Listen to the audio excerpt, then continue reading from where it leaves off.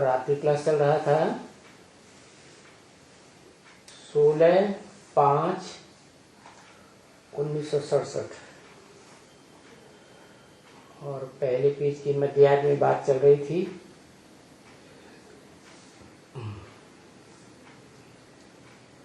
पहले पहले जो रचना होती है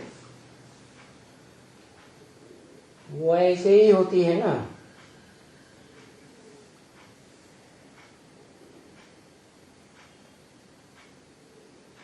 कौन सी रचना होती है पहले पहले? इस संसार में, इस सृष्टि में पहले पहले रचना कौन सी होती है?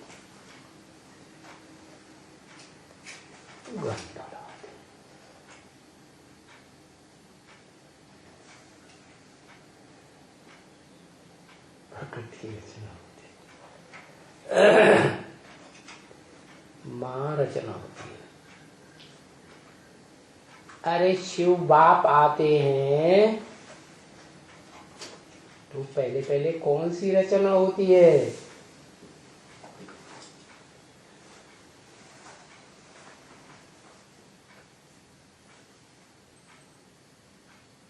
परम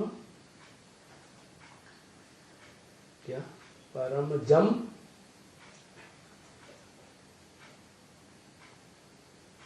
परम ब्रह्म नहीं, वो तो नाम रखते हैं। नाम तो किसी देहधारी का ही रखा जाएगा। तो देहधारी पहले हुआ कि नाम पहले हुआ है? बच्चा जन्म लेता है तो छठे दिन जब छठी होती है तो उसका नाम रखा जाता है। तो बच्चा पहले या नामधारी पहले? पहले कौन हुआ? बच्चा पहले हुआ। तो मासूक की रचना करते हैं। अरे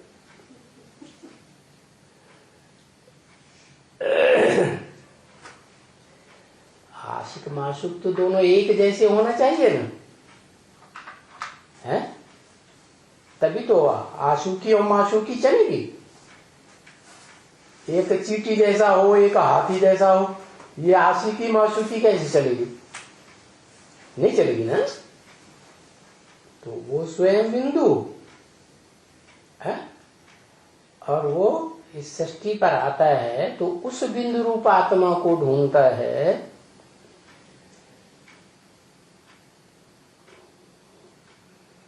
जो अंतिम जन्म में भी आत्मिक स्टेज में रहता है। क्या? प्रवेश करने से पहले तो बिंदु को तो रचना नहीं कहेंगे। रचना और रचयिता तो साकार होते हैं। तो वो जो सुप्रीम सोल निराकार ज्योति बिंदु शिव आत्माओं का बाप सुप्रीम सोल आता है तो नाम बताओ कौन सी रचना रचता है इस सृष्टि में? अरे कुछ बुद्धि में नहीं आता। 3 मूर्तियों के साथ आता है। कितनी मूर्तियां? 3 मूर्तियां। वो रचना हो गई। क्या? किसकी रचना हो गई? नाम बताओ।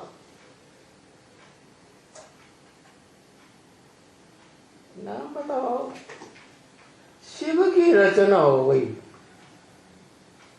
शिव साकार है कि निराकार?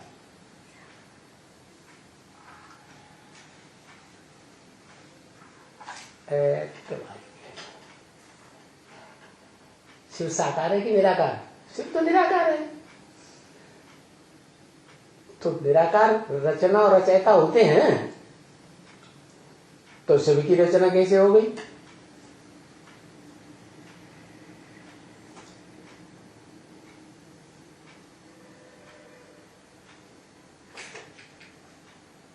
शिव बाबा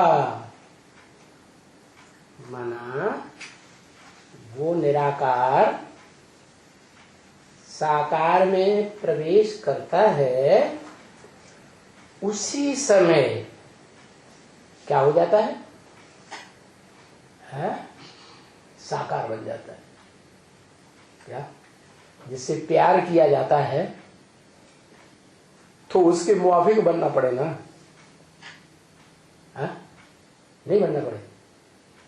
तो वो जिससे प्यार करता है, आशिक बनकर सुप्रीम सोल इस सृष्टि पर कौन से देश में आता है? भारत देश में आता है। तो भारत पर आशिक हुआ। भारत देश एक जड़ जमीन का भी नाम है, लेकिन वो तो चैतन्य आत्मा है, सुप्रीम सोल। तो इस जड़ जमीन में भी, भारत देश में भी जो चैतन्य आत्मा है, विशेष पार्टधारी, हीरो पार्टधारी, जिसका नाम ही है भारत। क्या? भा माने ज्ञान की रोशनी, रत माने लगा रहने वाला। वो आत्मा मन से, वचन से, कर्मेंद्रियों के कर्म से इस सृष्टि पर जहां भी रहेगी, जन्म लेते लेते क्या करेगी? ज्ञान की रोशनी में रत रहेगी, लगी रहेगी। तो ऐसी आत्मा का आधार लेता है, और आधार लेकर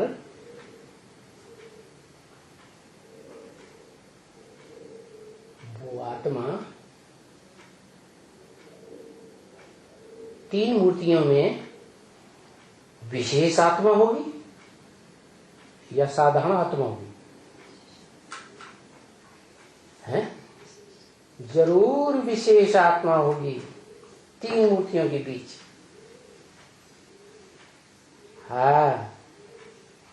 वो गाया जाता है, ब्रह्मा की मूर्ति, विष्णु की मूर्ति और शंकर का पार्ट बजाने वाली मूर्ति। ये तीन मूर्तिमान आत्माएं हैं सृष्टि के आदिकाल की। तो बताया कि पहले पहले रचना भी ऐसी ही होती है जैसा रचयिता होता है। तो इस सृष्टि में पहली पहली रचना त्रिमूर्ति तो है, तीन मूर्तियों के साथ आता है, लेकिन उनमें भी तो कोई प्रोमिनेंट मुख्य मूर्ति होगी ना, तभी तो कहा जाता है देव देव महादेव, ब्रह्मा देव, विष्णु देव, और फिर उनसे भी ऊंचे महादेव।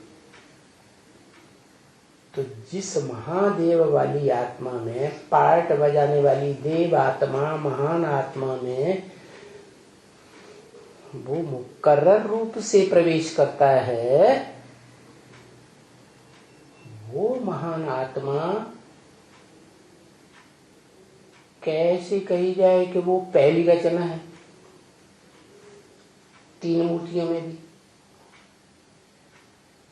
तो ये तो पक्का है कि जब आता है तो जहां भी आता होगा, जिस देश में भी आता होगा, जिस शहर में भी आता होगा, शहर के जिस मकान में भी आता होगा,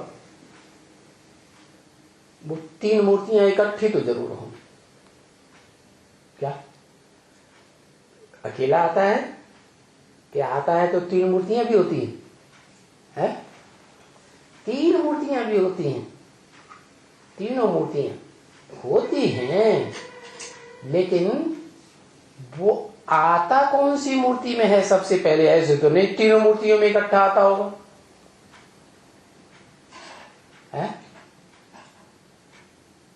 जब आता है तो अकेला नहीं होता, 3 मूर्तियां होती हैं, लेकिन कोई तो पहली पहली प्रोमिनेंट मूर्ति होगी ना, जिसमें मुकर्रर रूप से प्रवेश करके पार्ट बजाए है।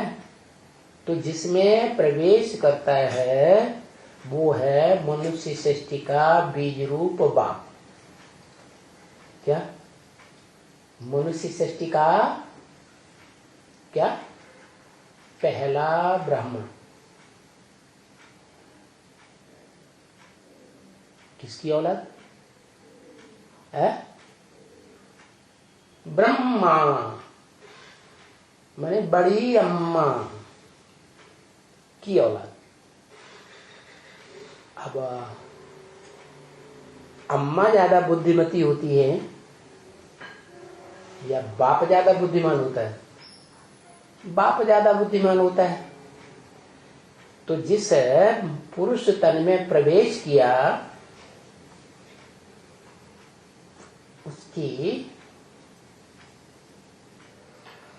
उस पुरुष अर्थात आत्मा की 2 पत्नियां थी। क्या? एक पहली पत्नी और दूसरी बाद में बनाई गई पत्नी। जैसे कहते हैं ना, कलकत्ते में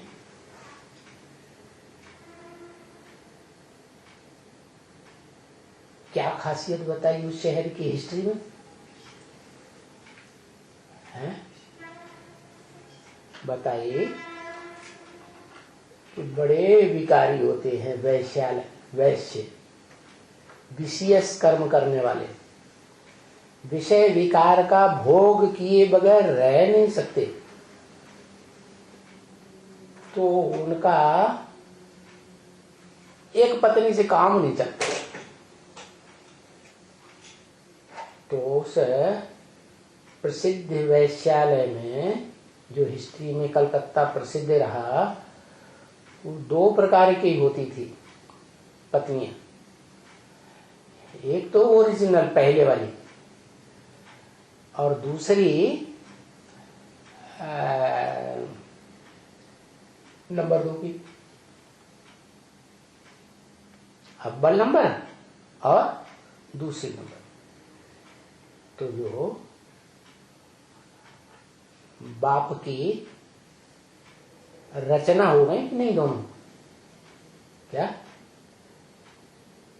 रचना हुई कि नहीं? कृति हुई कि नहीं? कृति माने रचना, प्रकृष्ट रचना। इस वसुधैव कुटुंबकम कहें तो उस वसुधैव कुटुंबकम का जो बाप है, उसकी पहली पहली रचनाएं, उनका नाम पड़ा प्रकृति। और गीता में 2 प्रकार की प्रकृति बताई गई। क्या क्या? क्या क्या? परा प्रकृति, परे से परे स्टेज में रहने वाली, आत्मिक स्टेज वाली। और दूसरी अपरा प्रकृति, नीची किसी की। तो 2 पत्नियां थी। प्रजापिता को कहो, आदम को कहो, उस आदिदेव कहो, उसको 2 पत्नियां, उनमें एक अव्वल नंबर और एक बाद में बनाई गई 2 नंबर की। वो भी सृष्टि के आदिकाल की बात है ना। तो श्रीमत के अनुकूल ही होगा कि श्रीमत के प्रतिकूल होगा? अनुकूल ही होना चाहिए ना। तो जो पहली पत्नी है वो स्वेच्छा से, क्योंकि उसमें पवित्रता की संस्कार ज्यादा है, आत्मा है ना, चैतन्य आत्मा है ना, चैतन्य प्रकृति और जड़त्वमयी प्रकृति। तो जो आत्मिक रूप में चैतन्य स्टेज वाली है, कौन कौन है चैतन्य स्टेज वाली? इस शरीर में दो प्रकार की प्रकृतियां कौन सी हैं?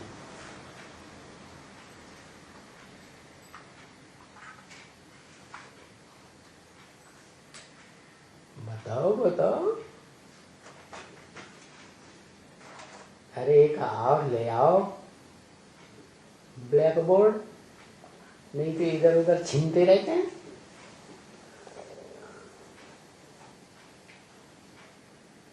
हाँ, दो प्रकार की पत्नियां, एक प्रकृति प्रकृष्ट कृति आत्मिक रूप में, और दूसरी कृति देह के रूप में। जैसे शिव आया इस सृष्टि पर, तो प्रकृष्ट कृति कौन हुई? शिव ने जो इस सृष्टि पर आकर रचना की, तो पहले पहले किसकी रचना की?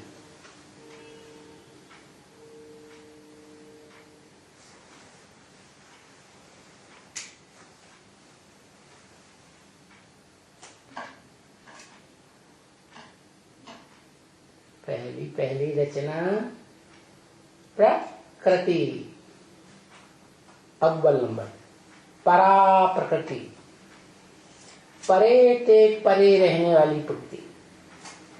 माने इस सृष्टि में जो भी प्राणी मात्र आत्माएं हैं, उनमें सबसे परे रहने वाली कौन? मनुष्य सृष्टि में जो बीज रूप बाप है, उसकी परे ते परे रहने वाली रचना कृति कौन हुई? नहीं,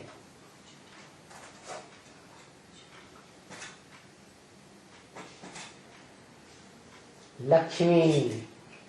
वो परे ते परे रहने वाली इसलिए है कि वो महागौरी का पार्ट बजाने वाली है। साधारण गोरा पार्ट नहीं बजाती है। 84 जन्म एक ही पार्टधारी आत्मा के साथ उसका देह का संबंध पत्नी के रूप में बनता है। क्या सामान्य बात है? कोई सामान्य बात नहीं है। तो एकदम शुद्ध आत्मा तो परा प्रकृति हो गई कि नहीं? प्रा माने प्रकृष्ट, कृति माने रचना। रचना कैसे, किसने रची? शिव आता है तो जिसको अपनी प्रकृति बनाता है, पहली पहली देवदेव महादेव रूपी मूर्तिमान आत्मा को, तो उसमें दोनों ही हैं, शरीर भी है और आत्मा भी है। और वो इस सृष्टि रूपी रंगमंच पर दोनों ही सदा काल रह करके पाठ बजाने वाली आत्मा है। शरीर भी है और आत्मा भी। तो आत्मा हो गई परा प्रकृति शिव की। परा प्रकृति कैसे, कृति कैसे है? कृति माने रचना। रचना रचने का तो टाइम होता है। तो क्या आत्मा की रचना रची जाती है? आत्मा की तो रचना नहीं। आत्मा अनादि है या कोई टाइम पर रची जाती है? अनादि है। तो फिर वो कृति कैसे हो गई, रचना कैसे हो गई?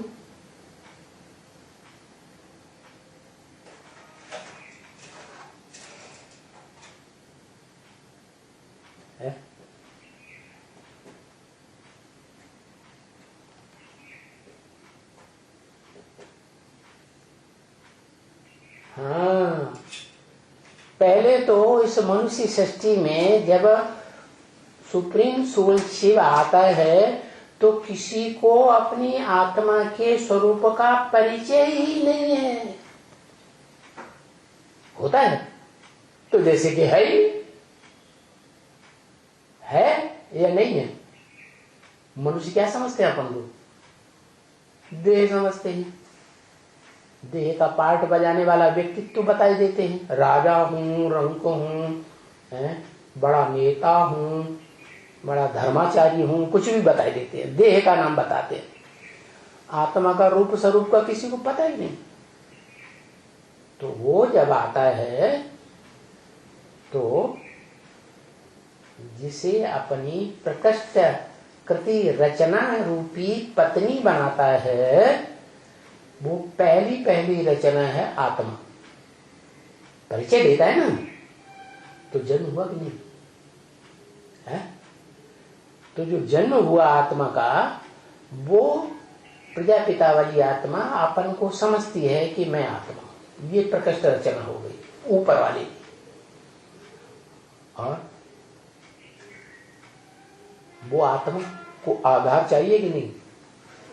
तो शरीर रूपी आधार। तो जो शरीर है 5 तत्वों का बना हुआ पुतला, वो हो गई जड़त्वमयी रचना। क्या? कैसी रचना? जड़त्वमयी रचना।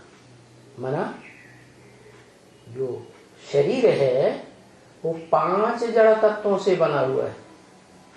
पृथ्वी, जल, वायु, अग्नि, आकाश। ये है अपरा प्रकृति, नीची प्रकृति। तो ये दोनों का मेल कब होता है? मेल तब होता है जब परम पुरुष इस सृष्टि पर आकर के फिदा होता है।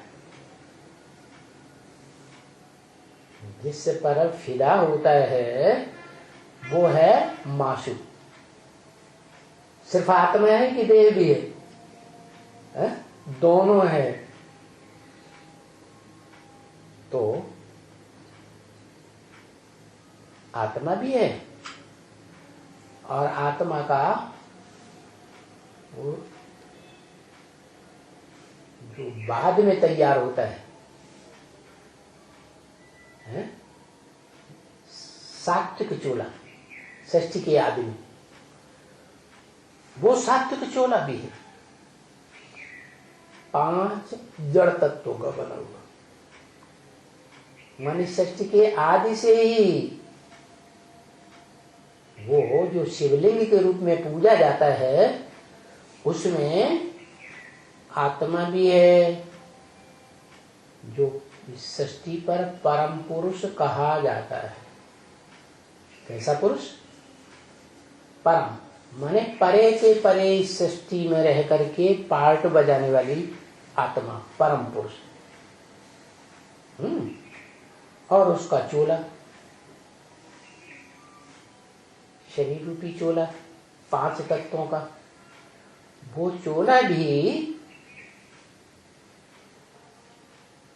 आत्मा ही तो धारण करती है?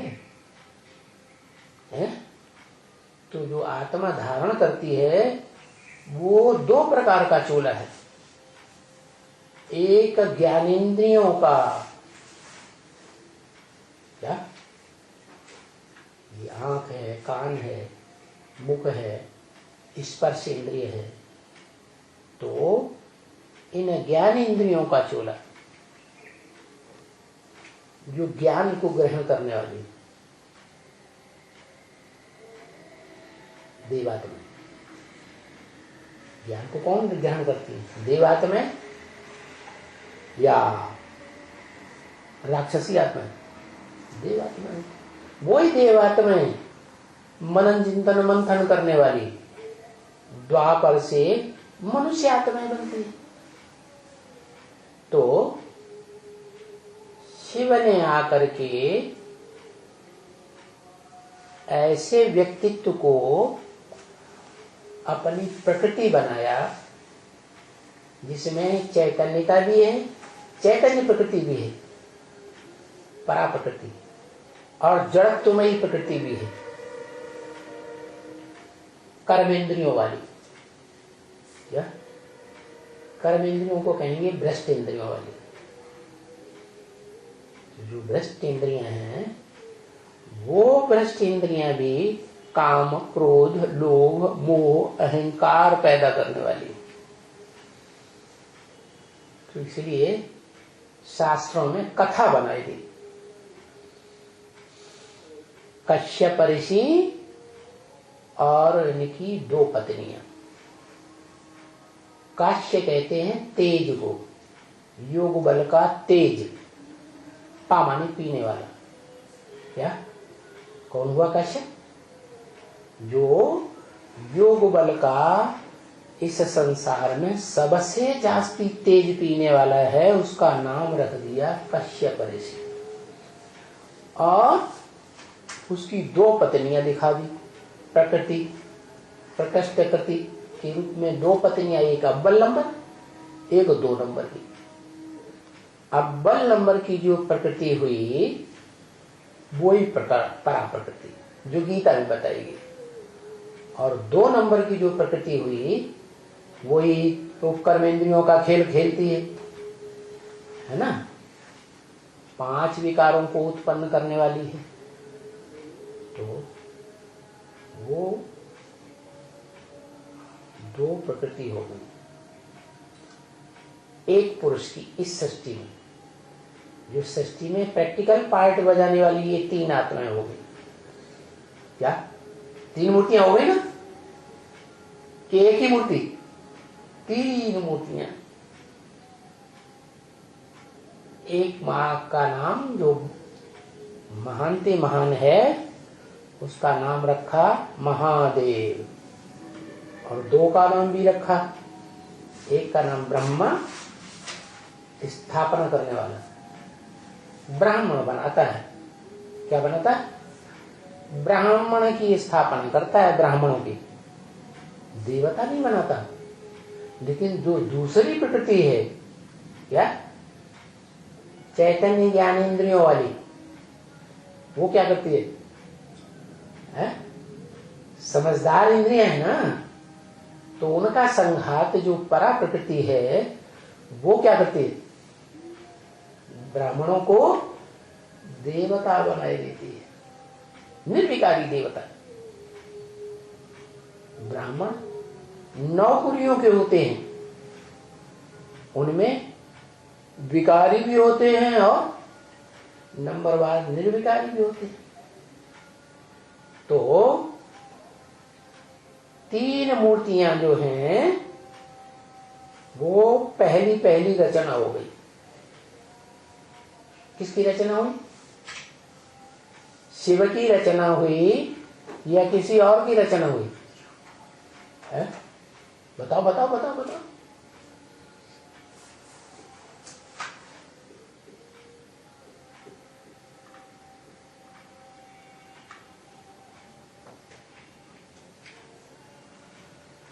शिव की रचना ममता जी बता रही, ये बता रहा शिव बाबा की रचना। शिव तो बिंदी का नाम है। बिंदी कैसे रचेगी बिना शरीर के? रचना और रचयिता का जो संबंध है वो साकार में बनता है।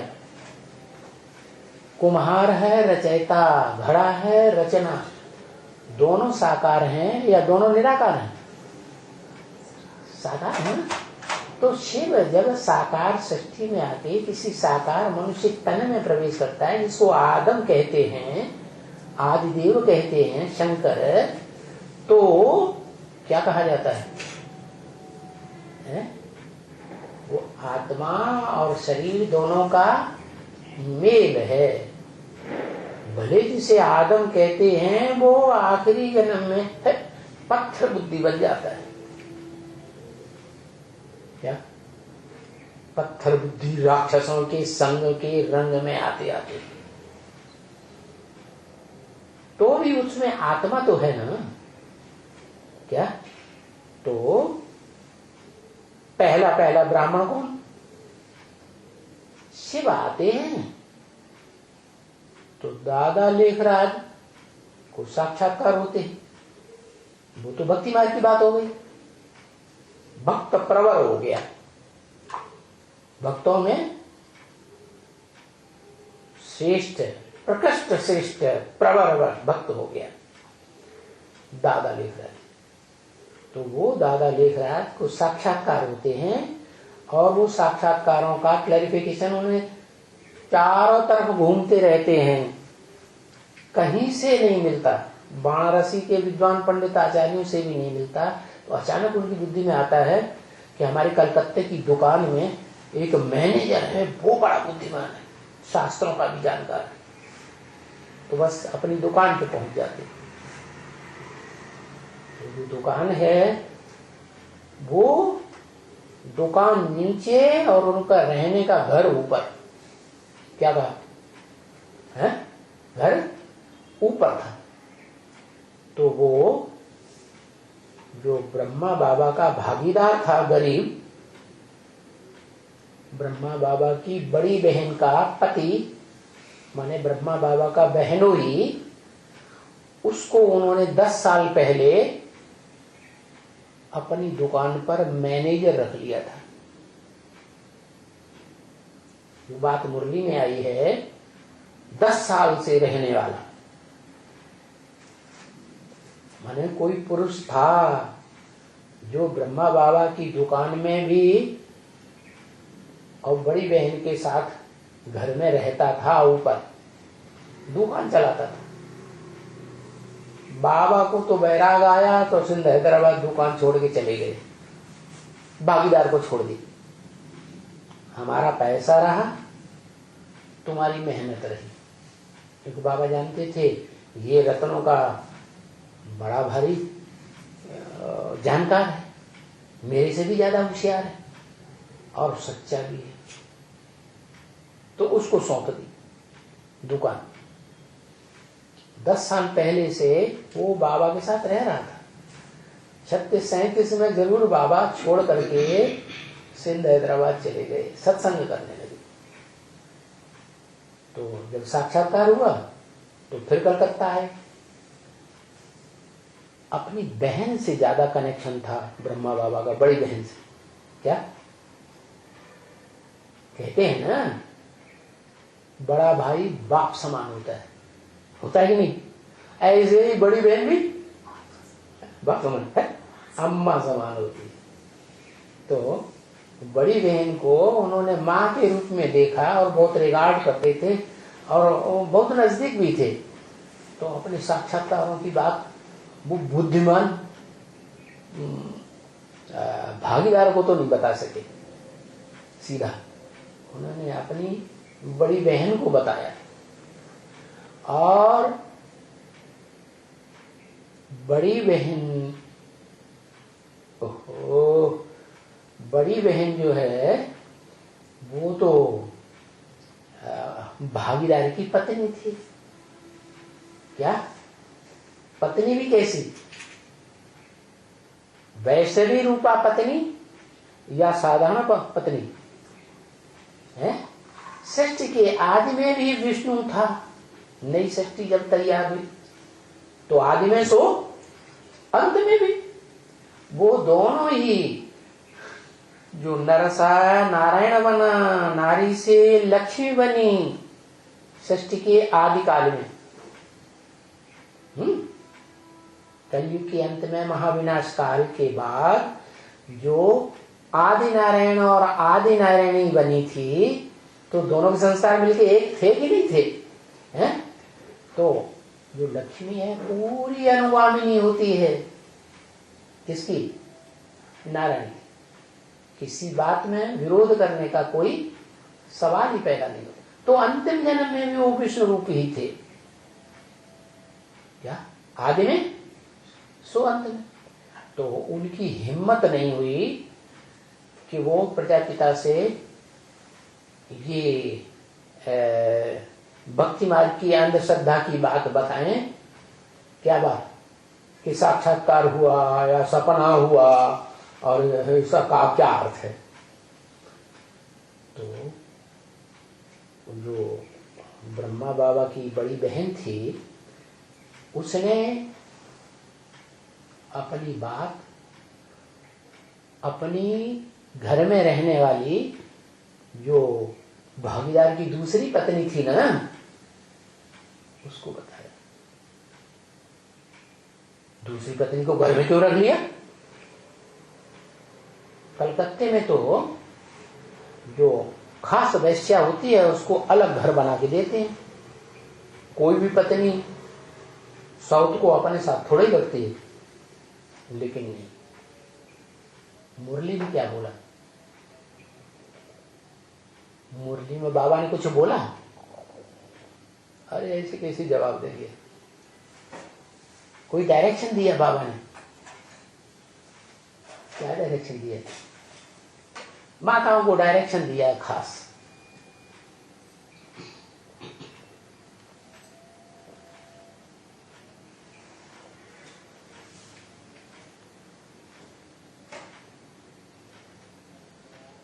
हाँ, ये डायरेक्शन दिया कि जो माताएं हैं पवित्रता को पसंद करने वाली हैं, जो दुनिया में षष्ठी चलाने का धंधा, गोमूत्र का धंधा चलता है, गोमूत्र का आचरण करना, भ्रष्ट इंद्रियों का आचरण करना, वो कन्याओं माताओं को अच्छा नहीं लगता मोस्टली। तो वो कन्याएं माताएं जो हैं उनको क्या डायरेक्शन है शिव बाबा का मुरलियों में? कि कोई माता अगर पवित्र रहना चाहती है तो क्या करे? घर छोड़ के भाग जाए या क्या करे? डायरेक्शन है कि खुशी खुशी पति को परमिशन दे दे, तुम दूसरी पत्नी ले आओ, मैं उसकी सेवा करूंगी, क्या प्यार से रखूंगी, तुम अपनी इच्छा पूर्ति करो, मेरे को छोड़ दो, मुझे भगवान की पूजा करने दो, क्या पवित्रता पूर्वक। तो भागीदार तो ज्यादा ही उम्र का था, पत्नी भी ज्यादा उम्र की थी, तो भागीदार ने मान लिया होगा। अब रही बात अलग घर बनाने की, तो पत्नी तो परमिशन दे दी कि मैं तो उस आने वाली पत्नी को अपनी छोटी बहन के रूप में रखूंगी, क्या नहीं तो अपनी बेटी के रूप में पालना करूंगी, प्यार दूंगी, उसकी सेवा करूंगी। तो एक ही घर में दोनों पत्नियां रहती थी। तो ब्रह्मा बाबा की जो पत्नी है अव्वल नंबर की, पहली वाली, उसकी तो हिम्मत नहीं पड़ी साक्षात्कार की बात बताने के लिए भागीदार को। दूसरी पत्नी जो बड़ बोली थी उसको बता दिया। क्या बड़ी पत्नी ने छोटी पत्नी को बता दिया? क्या बता दिया? कि ये दादा लेखराज जो है ना, तो उनको साक्षात्कार हुए हैं और ऐसे ऐसे साक्षात्कार हुए। वो तैयार हो गई और भागीदार को उसने तीनों मूर्तियों के बीच में ही बता दिया। क्या क्या बता दिया? कि इस तरीके से दादा लेखराज को साक्षात्कार हुए और इनका अर्थ क्या है कोई बता नहीं पा रहा। तो भागीदार ने फटाफट बताना शुरू कर दिया। क्या कोई किसी की बात सुने तो सुनने के साथ समझ सकता है कि नहीं? समझ सकता है, और समझने के साथ बोल भी सकता है कि नहीं है? वो बोला हुआ कोई समझे या न समझे। तो साक्षात्कारों का अर्थ, साक्षात्कार की बात जैसे ही बड़बोली पत्नी ने सुनाई तो भागीदार के अंदर शिव बाप ने क्या किया? प्रवेश कर दिया। तो बोला है मुरली, मैं जब आता हूं अकेला आता हूं नहीं, 3 मूर्तियों के साथ आता हूं। तो 3 मूर्तियों के द्वारा वो संगोष्ठी हुई और जो दूसरी पत्नी है बड़ बोली, उसने सुनाया साक्षात्कारों की बात और भागीदार ने सुना उसी क्षण, और उसी क्षण शिव ने प्रवेश करके उसका क्लैरिफिकेशन दे दिया। क्या क्वालिफिकेशन तो मालूम है कि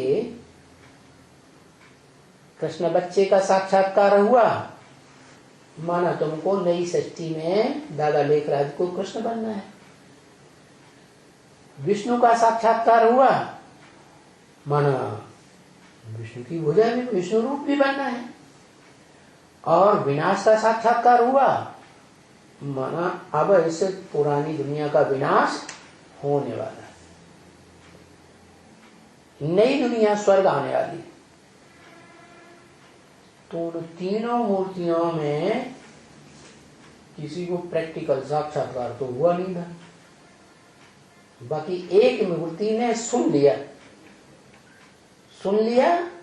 साक्षात्कार और सुना दिया। तो सुनने सुनाने का कार्य किया जो भक्ति मार्ग का फाउंडेशन हो गया। कौन सी मूर्ति? कौन सी मूर्ति के द्वारा भक्ति मार्ग का फाउंडेशन पड़ गया?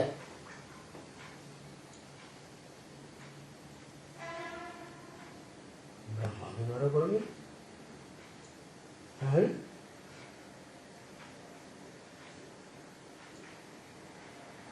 ब्रह्मा तो प्रजापिता भी ब्रह्मा है।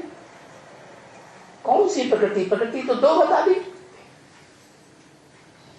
शरीर रूपी प्रकृति, मन,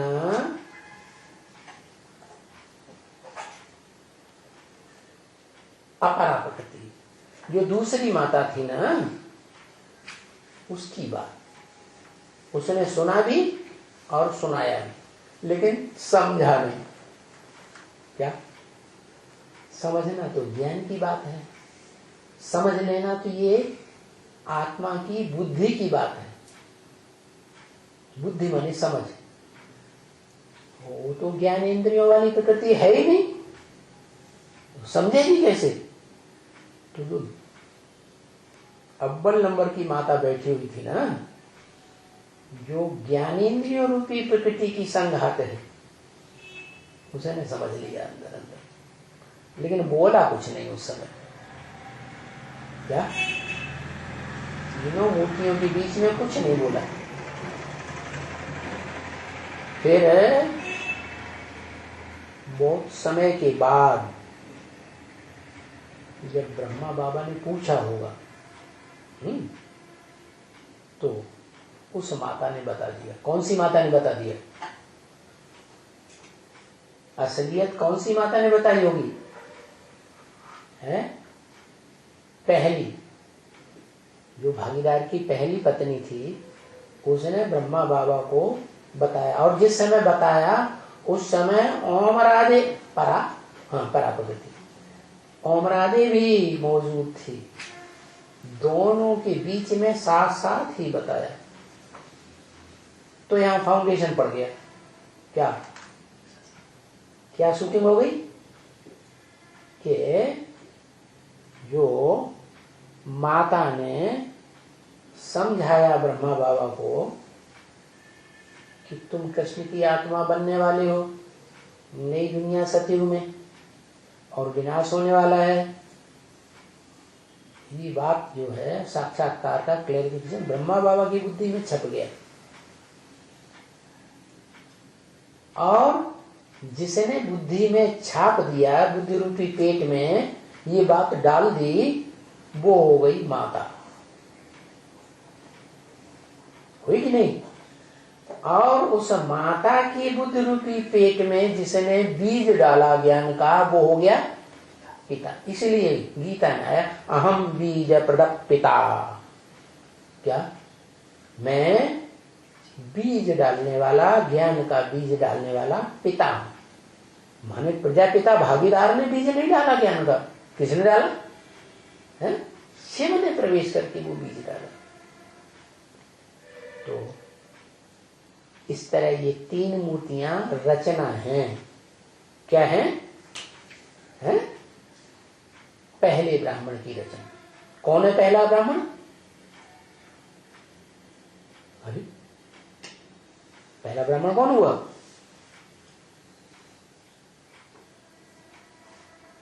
ब्राह्मण किसका बच्चा? ये है ना लाल वाला, दूसरा मंगा लो।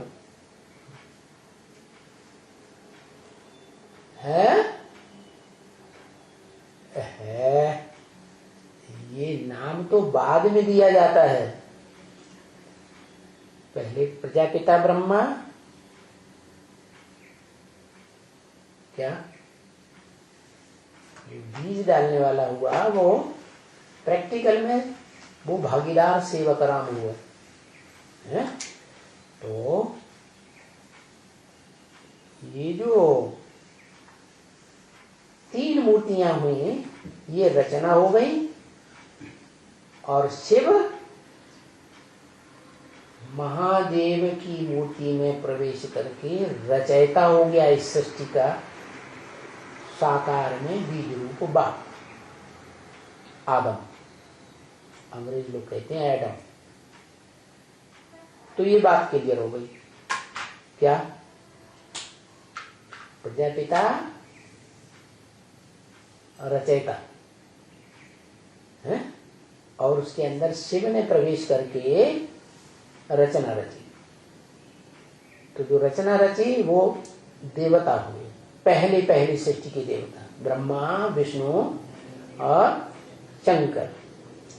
तो ऐसे रचना होती है, जैसा बाप वैसी रचना। बाप भी साकार तो रचना भी साकार। और पहली रचना हुई ब्राह्मण की। क्या? पहला ब्राह्मण कौन हुआ? कौन हुआ पहला ब्राह्मण? और किसने बनाया? बनाने वाला कौन हुआ प्रैक्टिकल में?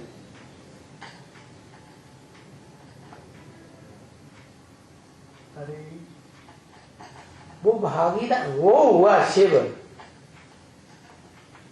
पहला ब्राह्मण हुआ प्रजापिता। प्रजापिता पतित से बना पहला ब्राह्मण। क्या? ब्राह्मण है तो किसकी औलाद? किसकी? ब्राह्मण है तो किसकी औलाद? ब्रह्मा। कौन कौन ब्रह्मा की औलाद है? वो परम ब्रह्म है।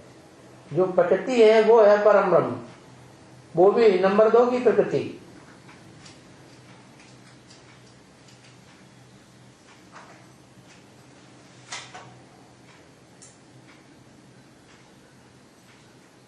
दादा लेवराज ब्रह्मा हो गए।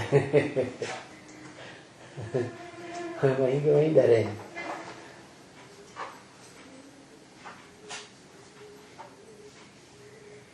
अरे ब्राह्मण किससे पैदा होता है? ब्रह्मा बाबा से। हाँ।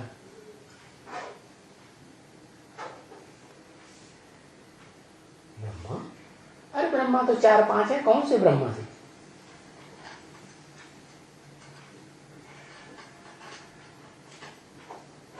फिर वही परम ब्रह्म।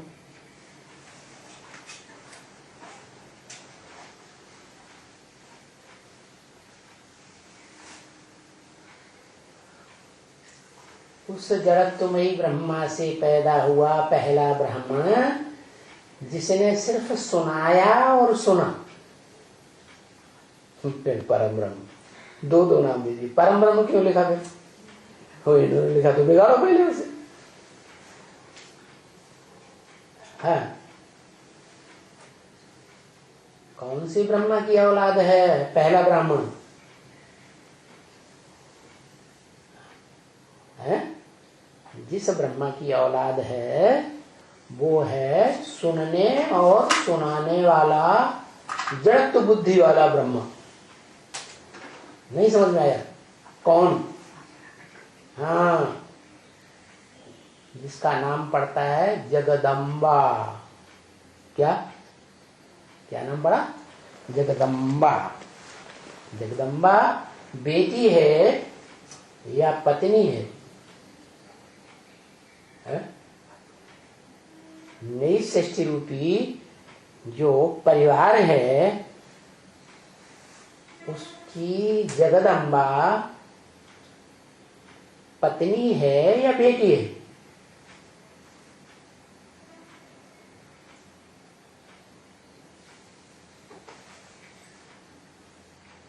जगदम्बा पत्नी है, बेटी नहीं। माना पहली पत्नी पत्नी नहीं रही। अरे विदेशी,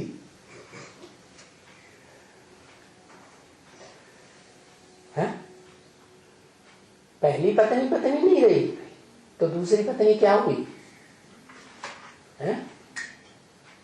अरे दूसरी पत्नी बनाई तो उसको पहली पत्नी, हाँ बेटी हुई। जैसे यहाँ दादा लेखराज ब्रह्मा और उनकी बेटी सरस्वती, वाक देवी, वाचा वाली देवी, बहुत बोल बोल करती है क्या, लेकिन ये नहीं समझी कि जिसको मैं फॉलो कर रही हूं मन वचन कर्म से, वो भगवान का रूप नहीं है क्या। ये ब्रह्मा जिसकी शास्त्रों में, मूर्तियों में, मंदिरों में पूजा ही नहीं होती, वो भगवान कैसे हो सकता।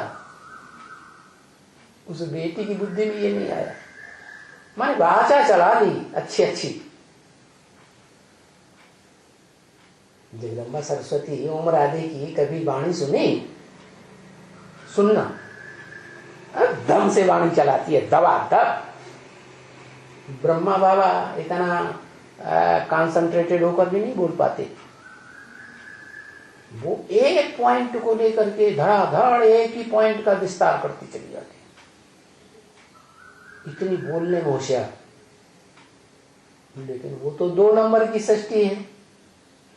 पहले नंबर की सृष्टि जो है वो हुई थी ओम मंडली ब्राह्मणों की, और दूसरी नंबर की ब्राह्मणों की सृष्टि हुई ब्रह्मा कुमारी ईश्वरी विश्वविद्यालय। उस ब्रह्मा कुमारी ईश्वरी विश्वविद्यालय जो 2 नंबर की सृष्टि हुई ब्राह्मणों की, उसकी ब्रह्मा की बेटी है। नहीं समझ में आ रहा है? तो जो पहले नंबर की सृष्टि थी जिसे नाम दिया गया ओम मंडली, आ उ मा, तो उसमें ब्रह्मा कौन? आ। विष्णु उ कौन? महेश कौन? कौन? ब्रह्मा कौन हुआ ओम मंडली में? अव्वल नंबर ब्रह्मा कौन हुआ?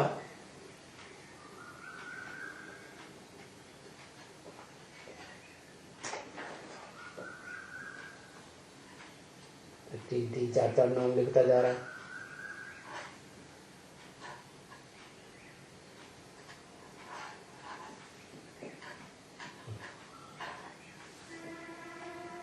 अव्वल नंबर ब्रह्मा महेश हुआ, वो तो बाप हो गया, प्रजापिता हो गया। अव्वल नंबर का ब्रह्मा अपरा प्रकृति,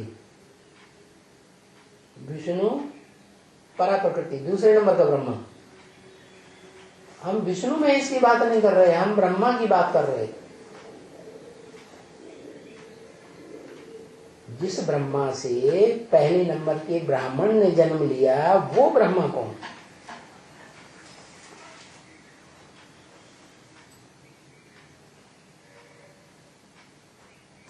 अपरा प्रकृति।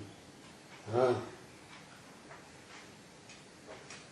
जिसने सुना और सुनाया, सुनने सुनाने का काम किया है। जैसे दादा लेखराज ब्रह्मा ने क्या किया? सुनने सुनाने का काम किया। बाकी अकल में उनके कुछ नहीं बैठा कि मैं सतयुग में कृष्ण बच्चा तो बनूंगा, लेकिन मेरे को जन्म देने वाला बाप कौन होगा। बस बच्चा बुद्धि बन के रह गया। तो ऐसे ही ओम मंडली में वो ब्रह्मा कौन जिससे पहले ब्राह्मण का जन्म हुआ?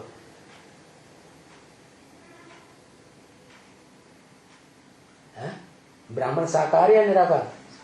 साकार।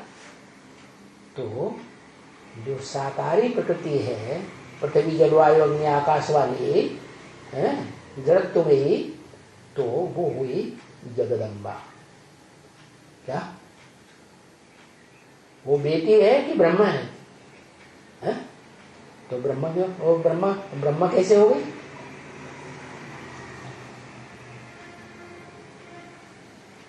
क्योंकि जो पहली पत्नी है, अव्वल नंबर की प्रकृति, परा प्रकृति, वो पत्नी तो है, लेकिन वो आत्मिक स्टेज वाली है या देवान वाली है? आत्मिक स्टेज वाली है, बोल बोल करने वाली ज्यादा नहीं है। और ये जो बेटी पैदा हुई, ये कैसी है? बोलती बहुत। ये जब तामसी बनती है तो बड़ी लंबी चीख दिखाई जाती है इसकी, महाकाली।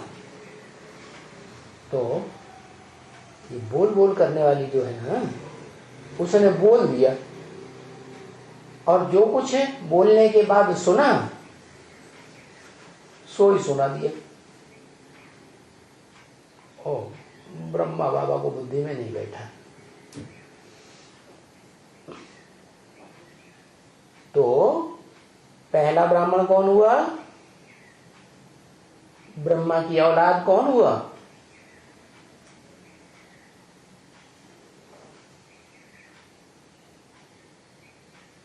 जो अव्वल नंबर की पत्नी है, वो पहला ब्रह्मा नहीं है?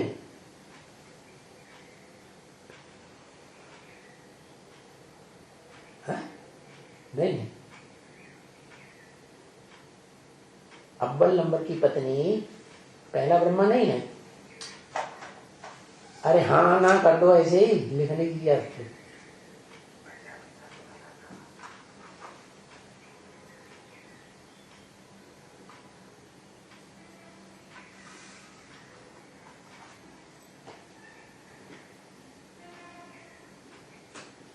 लंबा चौड़ा लिखेगा।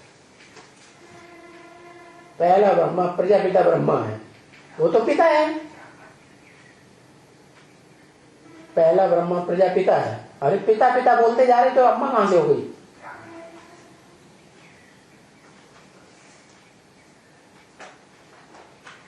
है?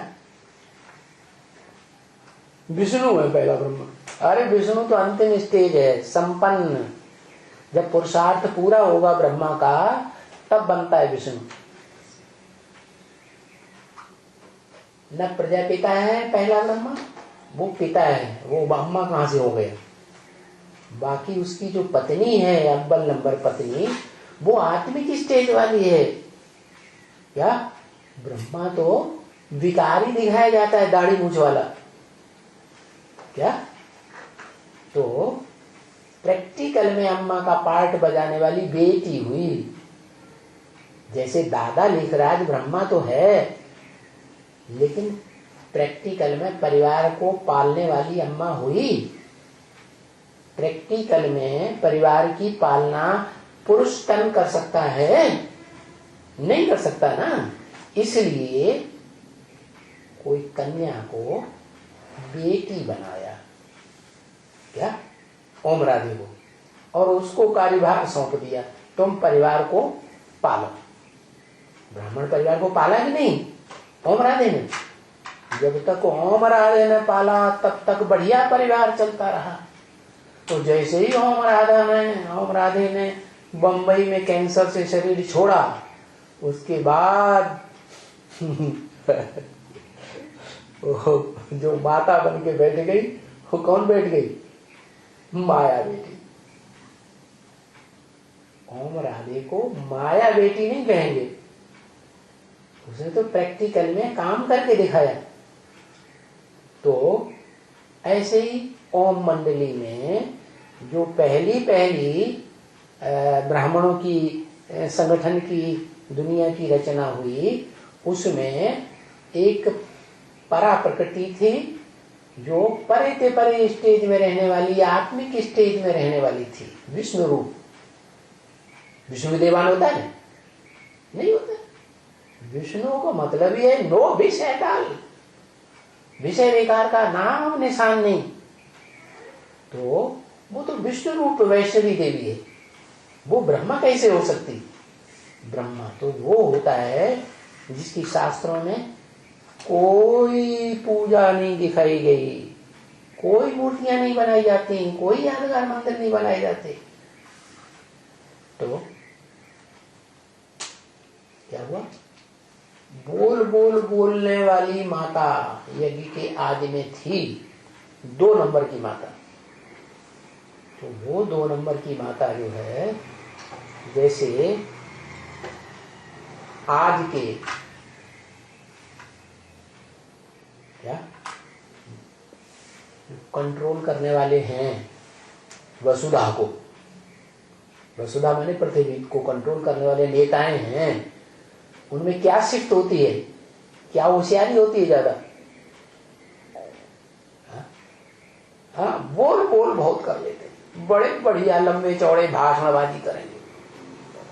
क्या? जो गद्दी पे बैठेगा भारत देश में, हम भारत को स्वर्ग बनाएंगे, हम ऐसा प्लान बनाएंगे, हम वैसा प्लान बनाएंगे, क्या पंचवर्षीय योजना 1 बार बनाएंगे, 2 बार बनाएंगे, तीसरा बनाते ही चले जाते हैं और नरक बनता जाता है। बन बोल बोल करते हैं लेकिन प्रैक्टिकल में कुछ भी कर नहीं पाते। तो वो बोल बोल करने वाली जो माता बने, वो बेटी बने प्रजापिता ब्रह्मा की। क्या? वो बेटी जो बोल बोल करने वाली थी, उसके मुख से निकला। दादा लेखराज के साक्षात्कारों का क्या सारा विस्तार निकला कि ऐसे ऐसे साक्षात्कार हुए। बोल बोल ही निकला ना। भागीदार ने, प्रजापिता ने समझ लिया। प्रजापिता ने समझाया या शिव बाप ने प्रवेश करके समझा दिया? उसने प्रवेश किया, लेकिन उसके प्रवेश करने का तो पता ही नहीं चलता, कब आया और कब चला जाता है। तो वो सुना किसने पहले और समझा किसने पहले? सुनने के साथ समझा किसने? प्रजापिता। वो ही पहला ब्राह्मण हो गया। इसलिए शास्त्रों में आई बात है, एको सदविप्रा बहुधा वदंती। एक ही सच्चा विप्र है। क्या? एक ही सच्चा विप्र माने ब्राह्मण। इस दुनिया में एक ही सच्चा ब्राह्मण है जिसको शास्त्रों में अनेक प्रकार से वर्णन किया है। रामायण में राम के रूप से वर्णन कर दिया है। क्या? शिव महापुराण में शिव शंकर के रूप में वर्णन कर दिया है। भागवत में कृष्ण के रूप से वर्णन कर दिया है। क्या? देवासुर संग्राम में महादेव के रूप में वर्णन कर दिया। वेदों में भी उसी का वर्णन है। एको सदविप्रा, एक सच्चा ब्राह्मण है। उसके मुकाबले जितने भी ब्राह्मण बने नौकरियों के, कुछ न कुछ सारे झूठे निकले। ओम शांति।